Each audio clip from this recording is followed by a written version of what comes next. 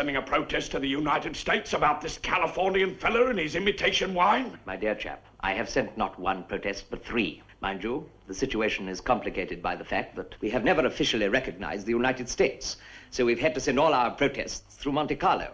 The sad truth is that each of these protests have been ignored. Until today, when I received this. What is it, Bobo? A pamphlet from their Department of Agriculture on how to grow grapes for wine. But if that goes on, we'll be bankrupt.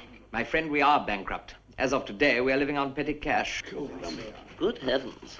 If only Paul Leopold were alive today.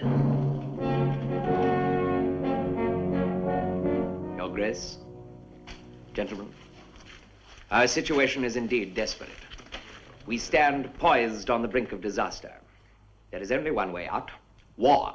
We must declare war on the United States. But we could never win such a war. Of course not. But we could win the peace. I've given this a lot of thought, gentlemen, and I'm perfectly positive I am right. You must remember, the Americans are a very strange people. Whereas other countries rarely forgive anything, the Americans forgive everything.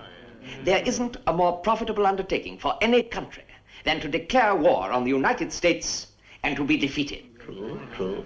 No sooner is the aggressor defeated than the Americans pour in food, machinery, clothing, technical aid, and lots of money for the relief of its former enemies.